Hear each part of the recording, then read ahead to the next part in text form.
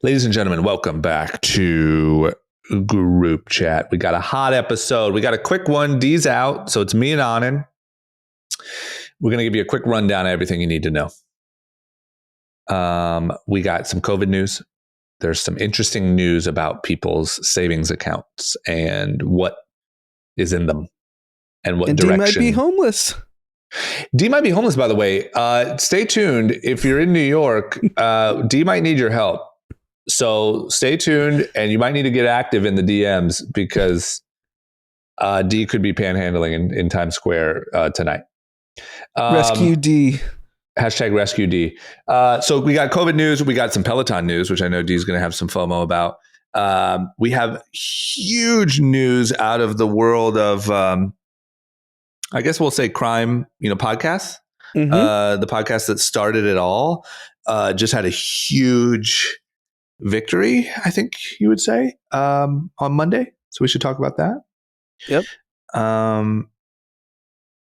And then, things have changed in Hong Kong, Anand. Yeah.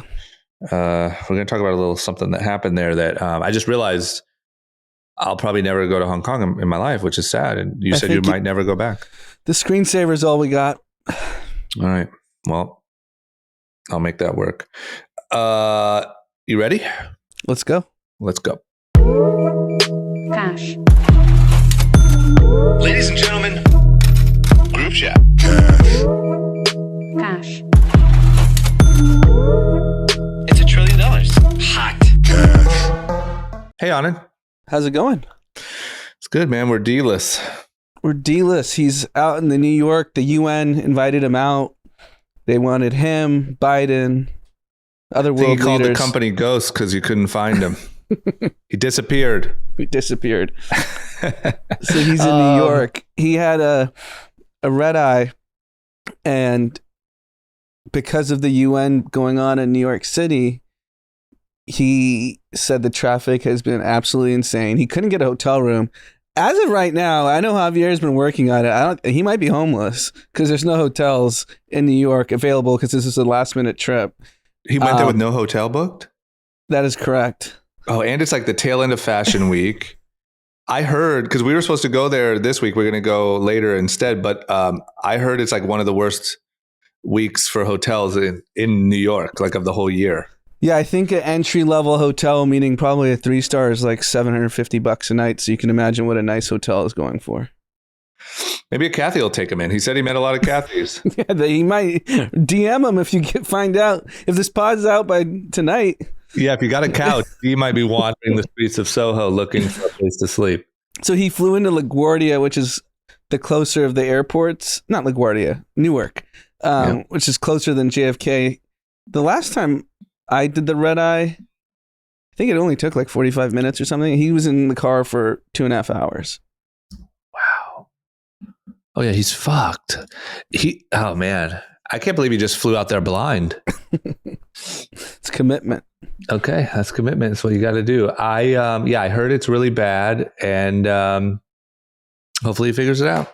Kathy's, we need you to band together. If you got see a couch, panhandling in Midtown, yeah, you might need to take him in. He'll give you free business advice for a couch. Okay, what do we got news-wise? Here's the first thing. We've talked a lot about recession, inflation, all these things. Also, obviously, when it was happening, and a little bit since we talked about stimulus and kind of all that was going. But what's happening is you're seeing this really interesting story now about what was going on, let's say, during like COVID and stimulus times, juxtaposed to what's starting to go on now. And one of those big things is that during COVID, I'm guessing heavily stimulus, also the fact that you couldn't travel, you couldn't do a lot of that stuff. The average savings account went up from $400 to $2,200. So that's nuts. I mean, if your savings account is $400 and all of a sudden it's $2,200, you're rich. Yeah, you've got multiple months of rent just sitting in your bank account. Yeah, you have multiple billions of Dogecoin sitting in your bank account. And so $2,200 during COVID. And then now they are forecasting that the average savings account by the end of this year will be at zero. Yes. So less. Here's the heartbreaking part to me is like, you're worse off. Yeah, you didn't even go back to pre-COVID times. You're worse off. Yeah, I think what's clear is for the bottom, call it 60 to 70% earners in the country, the recession's already here. Like, sure, the high end's fine, even upper middle class is fine, but once you get below lower middle class and below, it's a wrap. Like they're feeling it every which way. Their consumption's down. I'm sure now they're struggling to pay rents. Food's probably being rationed differently than it was 6 months ago. Yeah. They're not buying their kids new sneakers for school that just started. Seems like a lot of things are being put on credit too. Like I'd argue that a lot of people are at less than zero. So this data point came from Barry Sterlight, who runs Starwood Capital. Starwood Capital is one of the biggest real estate investors in America. I think they own 130,000 apartment buildings, which makes them the largest apartment owner in America. And he went on a rant on CNBC 4 days ago, basically saying that we're breaking the American economy. The Fed is just taking a sledgehammer to the American economy, and they're breaking it. And obviously, inflation's still here, so the Fed's not going to stop. And what's interesting is that the pain is going to be so severe for the bottom half of the country. Yeah. And I really don't know what the ramifications of that. The income inequality is only increasing. Like the Fed raising interest rates and the stock market getting crushed affects a different portion of the country. Yeah. So the real economy is what's going to get crushed. Yeah. And what happens when the inequality that we've already seen widens exponentially in the next 12 months? Because it started, but the way the Fed's going, it's only going to get worse. Might as well call him Joe Wyden. Yeah. and then on top of that, he brought up an amazing point. And look, let's be clear. He's a real estate guy, so he's talking his book, High Interest Rates Squeeze Profits Out of His Business. Mm-hmm. But he did have a good point that he's like, the data's old.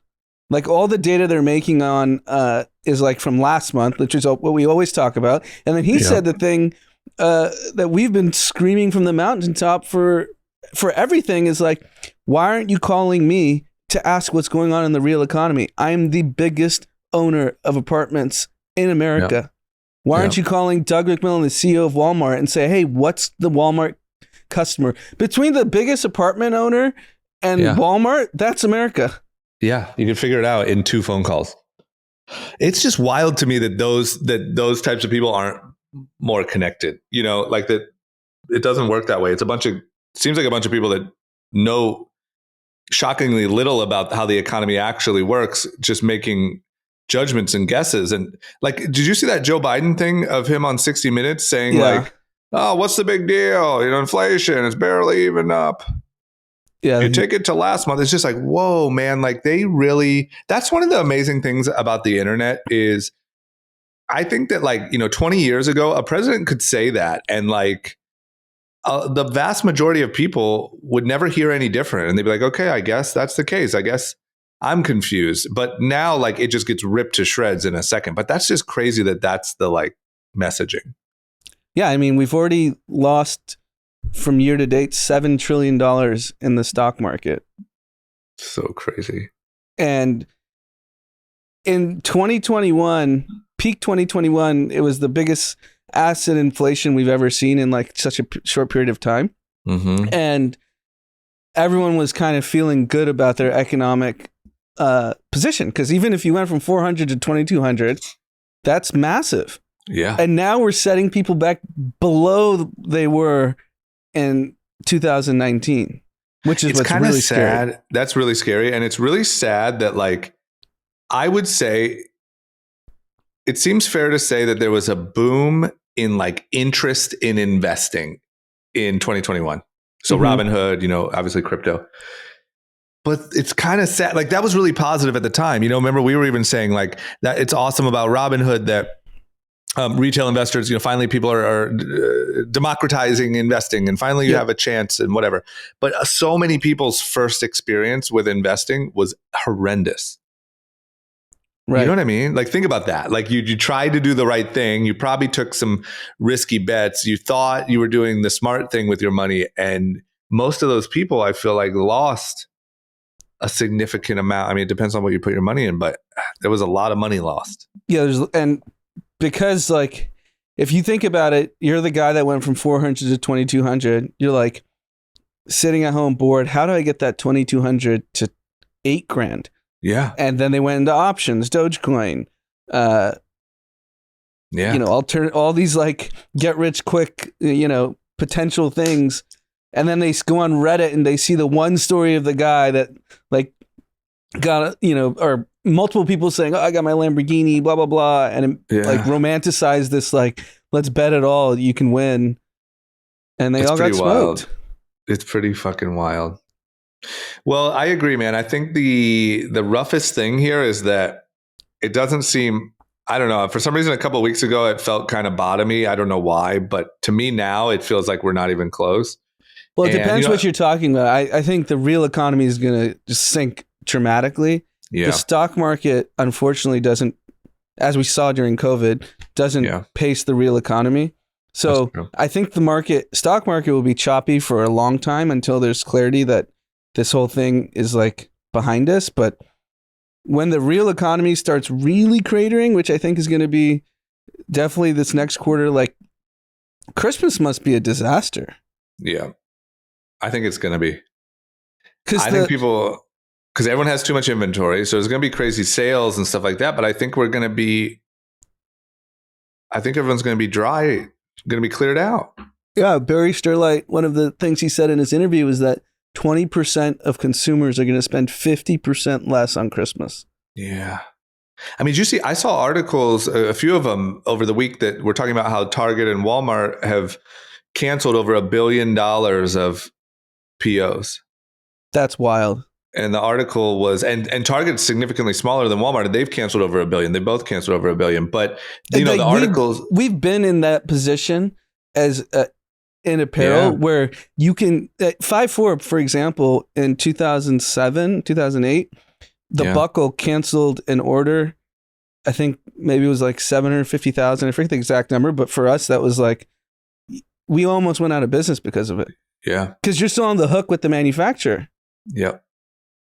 That's why, I mean, can you imagine what that means for the people? Because it's not all like, Mattel and fucking, it's not all big businesses. Like, I'm sure there's a lot of people that got their ass handed to them. And the tone of all these articles was like, what do they know that we don't? Like, leading into Q4, they've canceled $1 billion worth of POs. So what are they seeing? Like, I feel like you're seeing these things like the FedEx slowdown and these billions of dollars of canceled POs from Walmart and Target. Like, to me, those are really, really, really bad signs.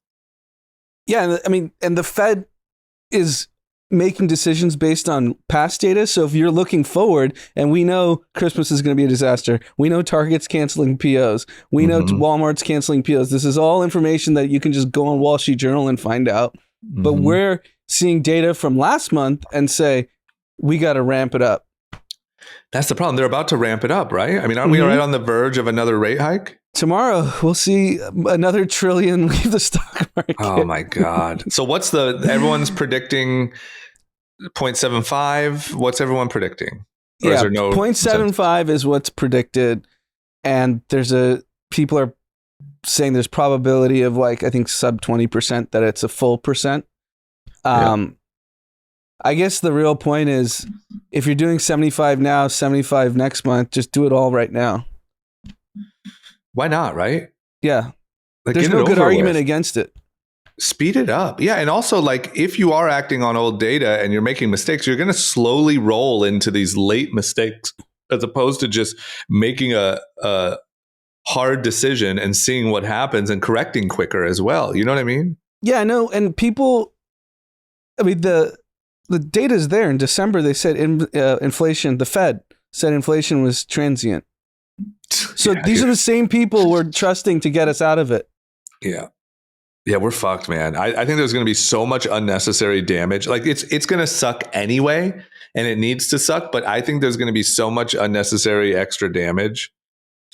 And like you're saying, like what is true is like, unfortunately, the lowest income people are going to feel it the most. Think about our tone. I'll never forget March of 2021. It was. I need to go back and listen.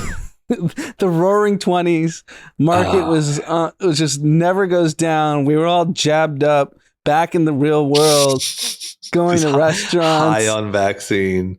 You're right. I got to listen to that. Didn't you say you listened to one of those episodes not that long ago? It was just so funny. It was comical that like, what are we, not even 18 months removed from that time? I'll tell you what else I really learned through this whole process of the last few years, other than that the government is super incompetent, is how much nobody knows anything. Mm-hmm. Like everyone's predictions were so wildly off. Yeah, I mean, I think the peak for me was the Delilah Vegas opening. Yep. So that weekend, obviously Delilah Vegas was opening. I think Justin Bieber had a concert there.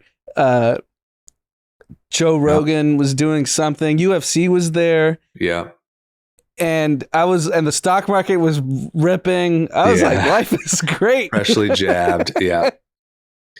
Yeah. I remember that was one of the first fishy ones too, because a handful of people came back from that trip with COVID. Yeah. And so everyone was freshly jabbed. And it was like, July 2021, and then Delta hit. Yeah. And then January 2022, the stock market decided to take a nosedive for 9 uninterrupted months. And here we are today. Let me tell you about, speaking of everything that you just said and everything that we've talked about this company, what seems like the sort of the combination of a lot of really bad decisions. Peloton, the pod's favorite, especially Dee's favorite company. These Peloton stories drop when Dee's not here. That is kind of funny, huh? Because he would have a field day with this one. So Peloton, who, for the listener, just in case you haven't been paying attention, Peloton has been having horrendous trouble, like next level trouble. And so I think they've made a lot of adjustments, and we've heard about a lot of adjustments that they're working on to try to get things back on track. But here's one that could not seem more wrong to me. They're launching a new product. It's a Peloton Row, and it's a rower. And just like the other products, has a screen. You teach classes. You do your little rower. This thing is fucking $3,200, which is the most expensive of any of its competitors. Pre-orders start today, so I'm guessing there'll be 7 of them. It's just like, what's going on here? Like, I get it. I mean, I guess they were too far down the chain by the time all the bad news hit, but $3,100 for a fucking rower? I refuse to believe they're going to sell any of these things. Yeah, it's terrible management for a company that's already been mismanaged. So you think your solution when you've plateaued on $2,000 bikes is we should bring a $3,200 row as a solution? Like, what are you doing? Do you think that this was just like, it's so expensive? Like the cost of it must be so high and they were already too far down the manufacturing chain and you can't back out. And this is just, you got to do it and it's embarrassing, but you got to put it out? Or do they think that they stand behind this? I think that's when you have to have guts as a CEO. And this CEO clearly doesn't have guts. It's like the Warner CEO that shelved Batgirl. They were already like 90 million in. And he's like, if we spend another 40, 50 million to release it with marketing spend, you're going to lose even more money. So why do it? So he shelved it. Yeah. You shelve this. I don't care how many billions you put into R&D. You shelve the damn rower because it's not going to work. You got to shelve it. Because when did the first sign of really bad news happen? I mean, it's been kind of some time now. I think it's got to be almost a year. Beginning of the year? Yeah. End of last year? End of last year. I'm sure that it was already slowing. And it takes guts to be a CEO. It does. But I mean, did that guy leave? Did the original CEO left, right? Yeah, the original CEO Bought a left mansion and bounced. with selling a lot of secondary and into the IPO. Yeah. And then he was also still like somewhat involved in the board. I forget, some sort of like chairman position. And then he's already gone off that too. So he's sailing around the Mediterranean right now, if I had to guess. Yeah, he's good. He's probably rowing. He's probably like, this is stupid. Yeah, he's probably just throwing rowers off of his yacht. Okay, well, look, we'll see. I mean, I just can't imagine in any world that this is the right business decision. No. All right. How about this? Oh, also on some COVID topics. So one of the big things was COVID relief, and we're now. It feels like there's probably so much work to do, and there's probably such a mess still. But now all of these stories are popping up about people that frauded the government with SBA loans and different COVID loans. And there's these new stories every couple of weeks. But there's this one in the news. The United States government has charged 47 people in connection with a $250 million COVID aid scheme. This is staggering. Level. It's staggering. 50 million. So this is why you trust institutions even less with making decisions at scale. So these 47 people that were at least charged, who knows how much bigger how much deeper this is. This is just Minnesota. Oh my God. And these people falsified 125 million meals. Like, you didn't catch it after the first million meals, 50 million meals? You had to wait till 125 million meals were pretended to have been given out and they weren't? Imagine if you could see a pie chart of where the money went. Imagine if you could see like needed it, fraud, rich people, the people who didn't need it. Like, it would probably be horrendous. So, I mean, think about what happened in Los Angeles. If this is Minnesota, it's probably so bad. And if it's this easy to fraud do you think them? It's so bad that they have to like not expose how much they got duped? Like, almost like the Epstein thing has become too big to fail. Like, there's too many important people and no one wants to actually uncover the truth. Because what if in LA it's 2 billion, and in San Francisco it's a smaller city, New York it's 3 billion. Yeah, because you're right. It's fucking Minnesota. Okay, well, this is fucked. I'm sure that number is insane. And if you're telling me it was that easy, I'm not saying they weren't a little savvy, but like that easy to scam these things. I just bet if you really saw where that money went, it would be. You're talking about the money that was earmarked for programs like this. So this was intended. All of the relief, all of the all in all, because we hear about also I don't know, I don't want to name anyone because I don't know off the top of my head, but really rich people that got it that didn't need it. We hear about a lot of scams. We know that a lot of it went to line the pockets of politician friends. Like, if you could really see a breakdown of where all of the relief money went, I bet it is mind blowing. My beloved Los Angeles Lakers got that PPP. There you go. Yep. There you go. Fucking scammers. You support fraudsters. You have the hat on. Look at you. You have the Bernie Madoff Lakers hat on. But it is. I mean, I what do you think? 20% of the money went straight to just fraud? I would say at a minimum. And because people got savvy because they were sitting at home all day, bored out of their mind, figuring out ways to.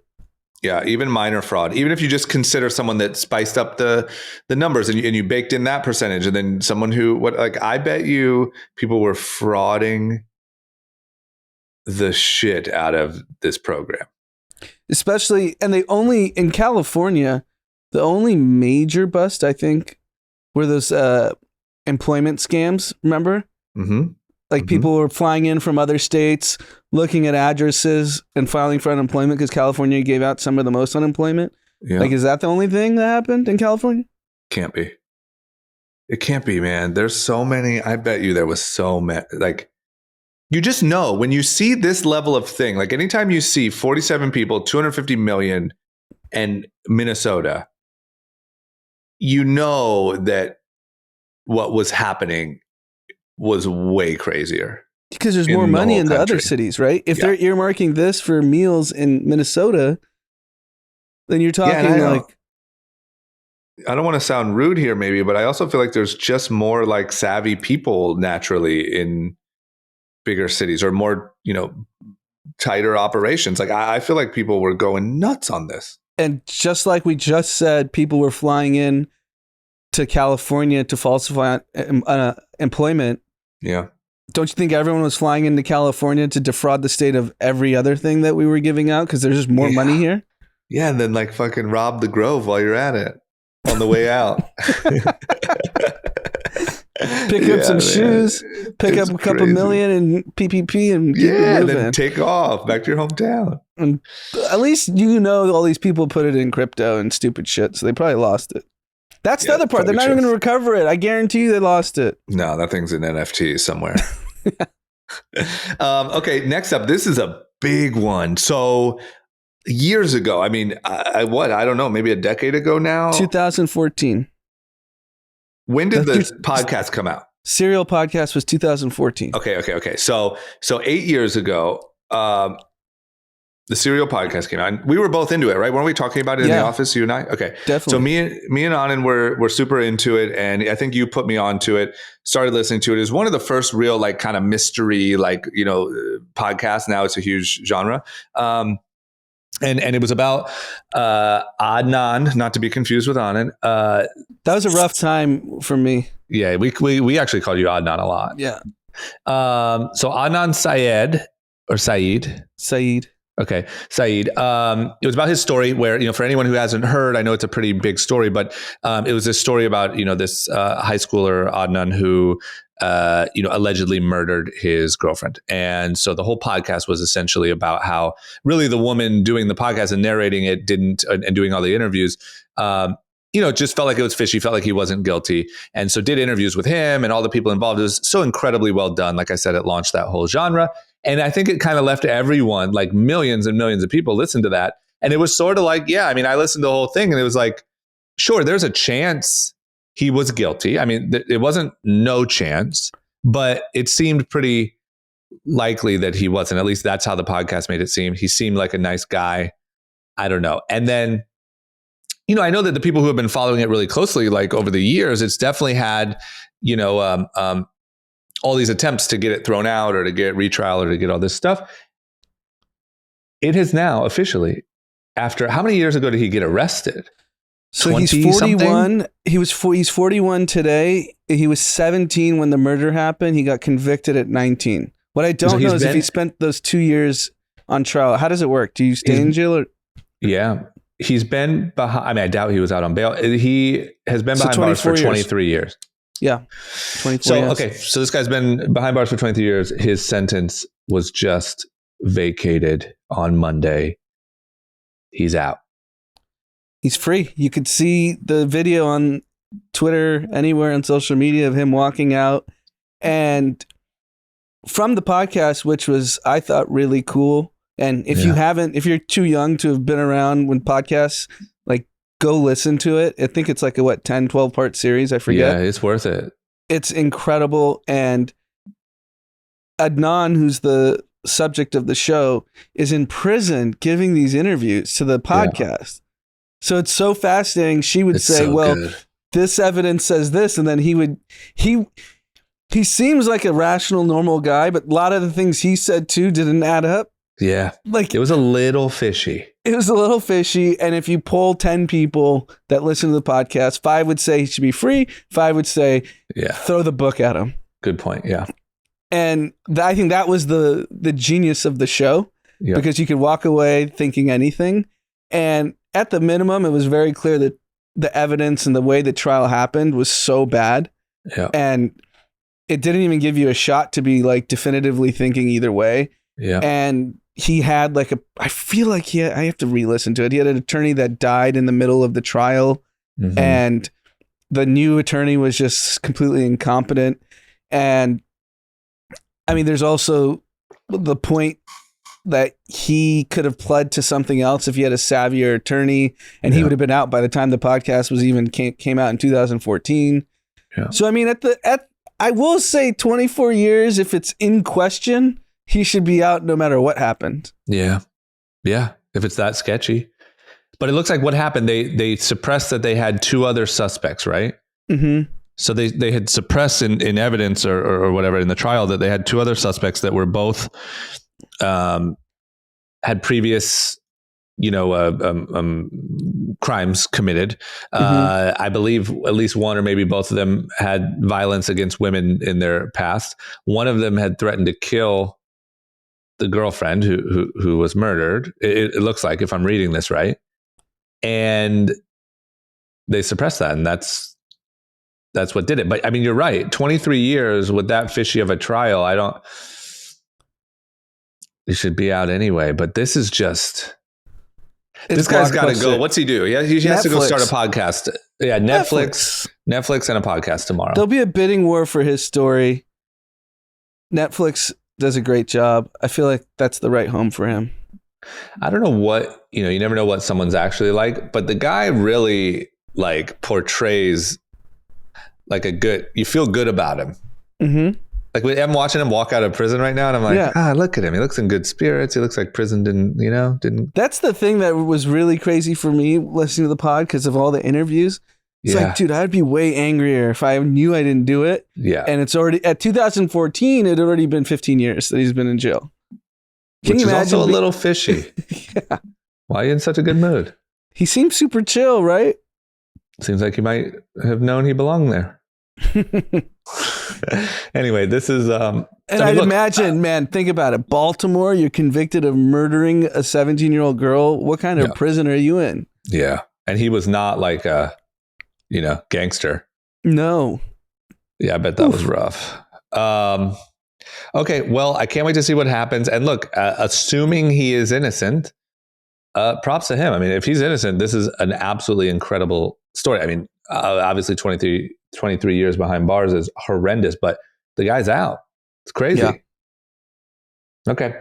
Last but not least, a man in Hong Kong has been arrested for paying tribute to Queen Elizabeth. Why is that? What's wrong with that? So Hong Kong is now controlled by the CCP, and they're clamping down on any protests, any organized gatherings. And apparently he was singing a tribute with his harmonica in front of the British consulate. Not allowed, huh? Not allowed. Sounds like there were other groups protesting against just Chinese authority. And I mean, Hong Kong was a place I've been to at least a handful of times. I think it's over.